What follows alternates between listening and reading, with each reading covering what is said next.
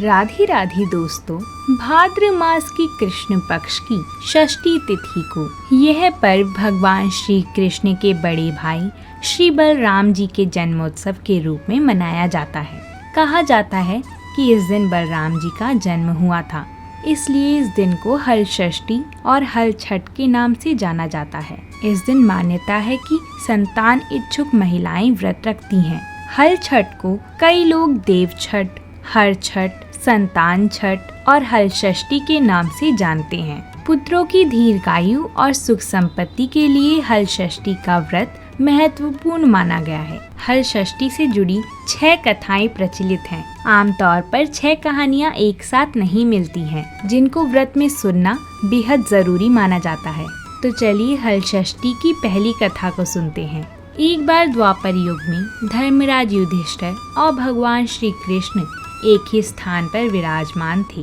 तब धर्मराज युधिष्ठिर बोले कि हे भगवान, इस जगत में पुत्र प्राप्ति की मनोकामना पूर्ण करने वाला कौन सा व्रत उत्तम है? तब भगवान श्री कृष्ण बोले, हे राजन, हल षष्ठी के समान उत्तम कोई दूसरा व्रत नहीं है। युधिष्ठिर बोले, हे महाराज, यह व्रत कब और किस प्रकार प्रकट हुआ? श्री कृष्ण बोले, हे राजन, मथुरापुरी में एक राजा कंस था। सुर, नर, मुनि सब उसके अधीन थे। राजा कंस की बहन का नाम देवकी था। जब वह विवाह योग्य हुई तब कंस ने उसका विवाह वासुदेव के साथ करा दिया।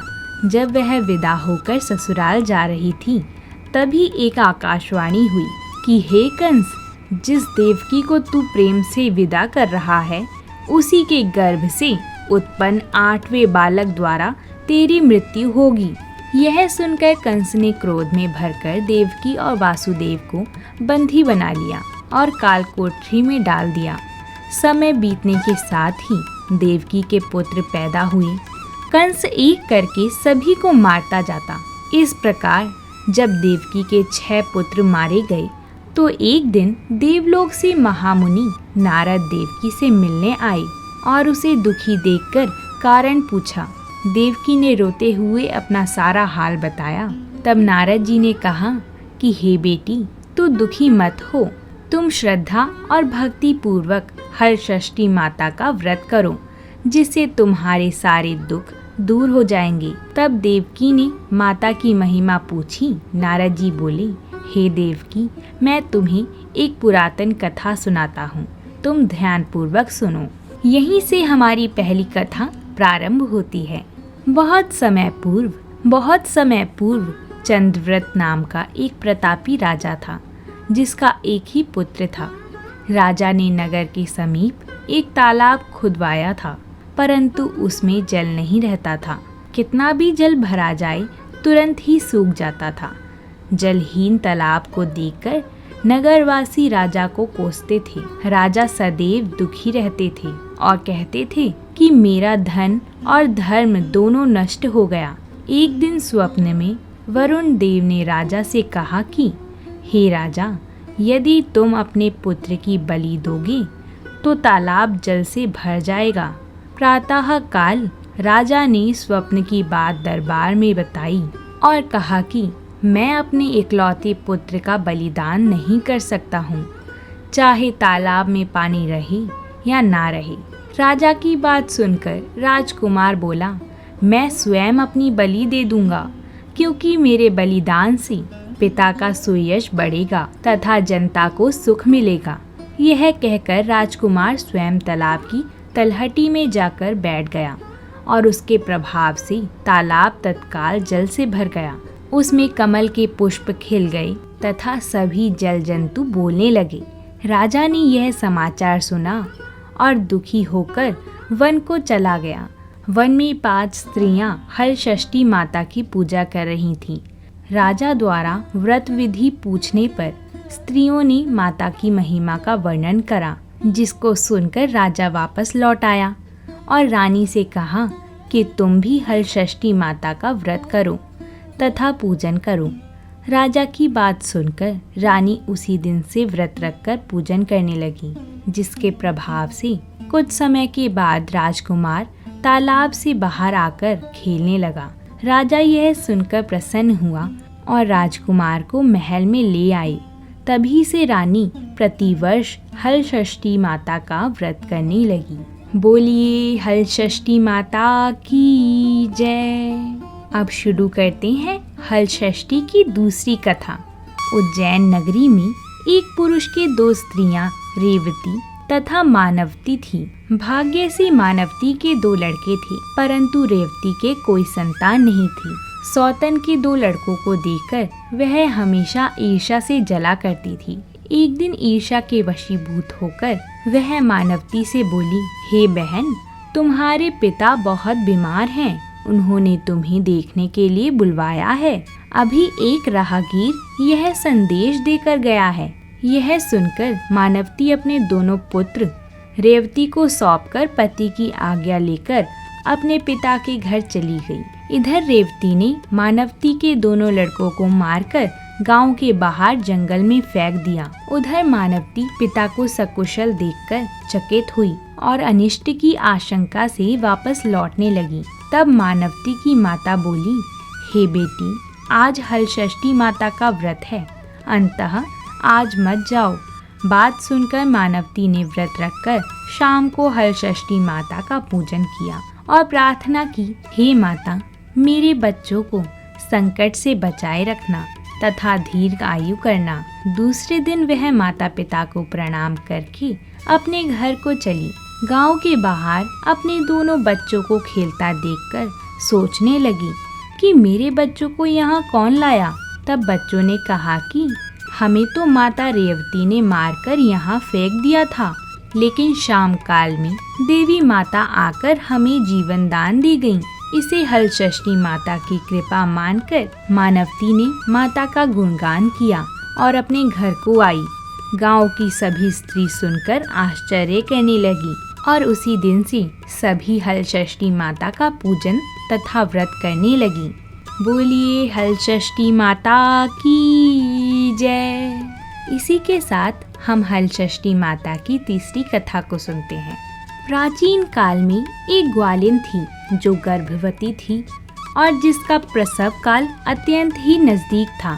एक तरफ वह अपनी प्रसव पीड़ा से बहुत व्याकुल थी और उसका मन गाय भैंस का दूध बेचने की तरफ लगा हुआ था। उसने सोचा कि यदि मेरा प्रसव हो गया तो फिर ये दूध और दही आदि सब बेकार चला जाएगा। इसलिए वह फटाफट उठी और उसने सिर पर दूध दही की मटकी रखी और बेचने के लिए गांव की तरफ चल दी। रास्ते में वह किसी बनबेरी यानी कांटे वाली पेड़ की ओट में बैठ गई, जहां उसको प्रसव हो गया और उसका एक पुत्र उत्पन्न हुआ। लेकिन उसके मन में तो दूध और दही आदि बेचने की व्यग्रता थी, तो वह अपने नवजात बेटे को वही कपड़े में लपेटकर उसी पेड़ के पास छोड़ गई और छोड़कर गांव की ओर दूध दही बेचने चल पड़ी। संयोगवश उस दिन हलछट भी थी। उसकी मटकी में गाय और भैंस का मिश्रित दूध था, लेकिन उसने गांव की महिलाओं को यह कहकर दूध बेच दिया कि यह केवल भैंस का ही दूध है। उस पर विश्वास करते हुए गांव की महिलाओं ने उसका सारा दूध खरीद लिया। उसने जहां अपने बच्चे को छोड़ा था उसी के पास कोई किसान खेती कर रहा था। अपने बैलों के साथ किसी कारणवश उसके बैल क्रोधित हो गए और अचानक भागने लगे। भागते हुए बैलों का हल उस बालक को लग गया और उसकी वहीं पर मृत्यु हो गई। बच्चे को मरा हुआ देखकर किसान बहुत दुखी हो गया। उसने उसी पेड़ के कांटों से बच्चे के पेट को टाका लगा दिया और उसको घटना स्थल पर छोड़कर चुपचाप चला गया। इसी बीच अपना सारा दूध बेचकर जब वह ग्वालिन पहुंची तो उसने अपने बच्चे को मरा हुआ देखा तो प्रलाप करने लगी और मन ही मन अपने आप को कोसने लगी कि आज मैंने असत्य बोलकर गांव की महिलाओं को अपना सारा दूध बेच दिया। इसी असत्य संभाषण के कारण ही मेरे इस नवजात पुत्र की मौत हो गई है। उसके मन में आया कि मुझसे तो यह बहुत बड़ा पाप हो गया है, इसलिए मुझे गांव वापस जाकर वहां की महिलाओं को अपनी गलती के विषय में बताना चाहिए और उसने माफी मांगनी चाहिए। यह सोचकर वह गांव में वापस गई और वहां की महिलाओं को अपनी गलती के लिए माफ करने की प्रार्थना करने लगी। महिलाओं ने जब उसकी व्यथा सुनी तो उन्होंने उसे माफ कर दिया और आशीर्वाद दिया। गांव से निकलकर जब वह ग्वालिन वापस अपने बच्चे के पास पहुंची तो उसने देखा कि उसका बच्चा जीवित हो गया था। उसने ईश्वर को मन ही मन में धन्यवाद किया और बोला कि आगे से अब वह कभी झूठ नहीं बोलेगी। इसका प्रण लिया। वह ग्वालिन भी उस दिन से हलषष्ठी माता का व्रत तथा पूजन करने लगी। अंततः अब उसका जीवन सुखमय व्यतीत होने लगा। बोलिए हलषष्ठी माता की जय। हलषष्ठी माता की चौथी कथा इस प्रकार है। दक्षिण दिशा में पहाड़ों के बीच सघन वन में एक गांव बसा हुआ था। उस गांव में एक धनी भीलनी निवास करती थी। उस भीलनी की एक दासी थी जो बड़े सुंदर स्वभाव की थी। उसके 2 सुंदर रूपवान बालक थे तथा मालकिन भीलनी के 5 लड़कियां थीं। भीलनी दासी के दोनों सुंदर बालकों को बहुत प्यार करती थी। इस प्रकार भादो मास की छठ को भीलनी ने दासी को जंगल से लकड़ी लेने को भेज दिया। दासी लकड़ी लेने जंगल में गई। इधर उसके बच्चों का गांव के लड़कों से झगड़ा हो गया और उन्होंने दासी के बच्चों को मार डाला। भीलनी ने दुखी होकर उन्हें गांव के बाहर ले जाकर जला दिया और उसकी अस्थियां लेकर घर आई। उधर दासी वन से लकड़ियां लेकर वापस चली तो नदी के किनारे मुनि के आश्रम में 5 स्त्रियों को पूजा करते देखकर उसने उन स्त्रियों के साथ बड़े प्रेम से माता की पूजा की और अपने बच्चों के कल्याण के लिए माता से प्रार्थना की। उसने माता के इस व्रत को सदा करने का संकल्प भी किया। जब वह लकड़ी लेकर वापस आई तो गांव के समीप पहुंचकर देखा कि उसके दोनों बच्चे खेल रहे हैं। उसने दोनों बच्चों को प्रेम से गोदी में उठा लिया और अपने घर ले आई। मालकिन भीलनी यह देखकर चकित हो गई और पूछा। तब दासी ने माता के व्रत तथा पूजन का सब हाल कह सुनाया। माता के व्रत का प्रभाव देखकर मालकिन ने भी व्रत करने का संकल्प लिया और सुखी हो गई। बोलिए हलषष्ठी माता की जय। हलषष्ठी माता की 5वीं कथा है। दक्षिण दिशा में एक अति सुंदर नगर था। उस नगर में एक धनवान बनिया रहता था। उसकी पत्नी बहुत उत्तम स्वभाव वाली थी, किंतु उसके पूर्व जन्म के पाप के कारण उसके 6 पुत्र हुए, परंतु एक भी जीवित ना रहा। इससे दुखी होकर वह वन में चली गई। वन में उसे एक तपस्वी मुनि मिले। व्यापारी की पत्नी रोती हुई मुनि के चरणों में गिर पड़ी और मुनि के पूछने पर अपने दुख का कारण बताया। मुनि राज ने ध्यान लगाकर उसके बालकों को वरुण, कुबेर और इंद्रलोक में खोजा, परंतु बालक नहीं मिला। तब वह समाधि लगाकर ब्रह्मलोक गए। वहाँ वह बालक दिखाई दिए। मुनि ने कहा, हे बालक, तुम्हारे वियोग में तुम्हारी माता मृत्यु लोक में तड़प रही है, इसलिए तुम मेरे साथ चलो। यह सुनकर बालक बोला, हे मुनिराज, मैं कई बार गया और वापस आया हूँ। अब गर्भ के दुख से मैं दुखी हूँ, अंततः अब मैं नहीं जाऊंगा। मुनिराज ने उसे बहुत समझाया, परंतु वह तैयार नहीं हुआ और मुनिराज से बोला, मेरी माता से कहना कि वह मुझे पाने के लिए हलषष्ठी माता का व्रत करे और व्रत के प्रभाव से मेरे उत्पन्न होने पर मेरी पीठ पर पोता से प्रहार करे, तो इस क्रिया से मैं दीर्घायु हो जाऊंगा। यह सुनते ही मुनि की समाधि खुल गई और उन्होंने सामने बैठी व्यापारी की पत्नी को पुत्र का संदेश कह सुनाया। वह संतुष्ट होकर घर वापस आई और समय आने पर हलषष्ठी व्रत किया। पुत्र रत्न उत्पन्न होने पर उसने पूजा के अंत में बालक की पीठ पर पोता मारा, जिसके प्रभाव से वह दीर्घायु हो गया। अब वह वार्णिक पत्नी के सदैव हलषष्ठी माता के व्रत करने का संकल्प लेकर सुखपूर्वक जीवन व्यतीत करने लगी। बोलिए हलषष्ठी माता की जय। ये कथा हलषष्ठी माता की अंतिम कथा है, जिसे सुनने से व्रत पूर्ण होगा। तो चलिए हलषष्ठी माता की छठी कथा को शुरू करते हैं। प्राचीन काल में सुभद्र नाम का एक राजा था। उसकी पत्नी का नाम स्वर्णा था। उसके हस्ती नामक एक प्रतापी पुत्र था जिसने अपने नाम से हस्तिनापुरी बसाई थी। एक दिन राजा का लड़का अपनी धाई के साथ गंगा स्नान को गया। वहाँ उसे एक गाहन ने निगल लिया।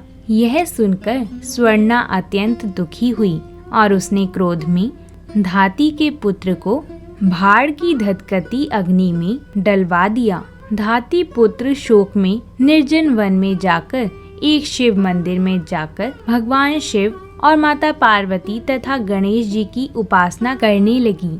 वह प्रतिदिन तृण धान तथा महुआ खाकर समय बिताती थी। व्रत के प्रभाव से भाद्रपद कृष्ण पक्ष के एक दिन उसका लड़का अग्नि से निकल आया। राजा रानी भाड़ से लड़के को जीवित निकलते देखकर आश्चर्य करते हुए पंडितों से उसके जीवित निकलने का कारण पूछने लगे। तभी इस रहस्य को बताने के लिए शिवजी की आज्ञा से दुर्वासा ऋषि वहां आए।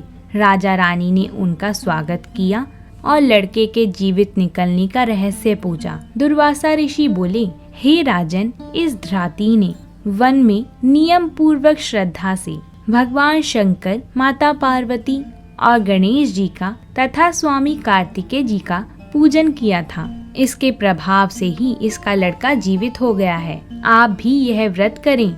राजा रानी दुर्वासा ऋषि को विदा करके धाती पुत्र के पास गए। उन्हें वहां कुश पर बैठे पलाश के नीचे शिवजी का पूजन करते देख उसे अपनी माँ धाती से मिला दिया। धाती ने राजा को बताया कि आपसे भयभीत होकर जिस दिन से मैं वन में आई थी तब से केवल वायु भ्रमण करते हुए शंकर भगवान, पार्वती माता, गणेश जी और कार्तिकेय जी की पूजा में लगी रहती थी। एक दिन रात्रि में शिवजी ने स्वप्न में कहा कि तुम्हारा लड़का जीवित है क्योंकि तूने श्रद्धा सहित व्रत पूजन किया है। तुम्हारी रानी भी इस व्रत को करे तो उसका लड़का भी मिल जाएगा तथा उसके और लड़के भी होंगे। यह सुनकर राजा रानी श्रद्धा भक्ति सहित इस व्रत को किया करते थे, जिसके प्रभाव से राजा का लड़का गाह के मुंह से जीवित निकल आया।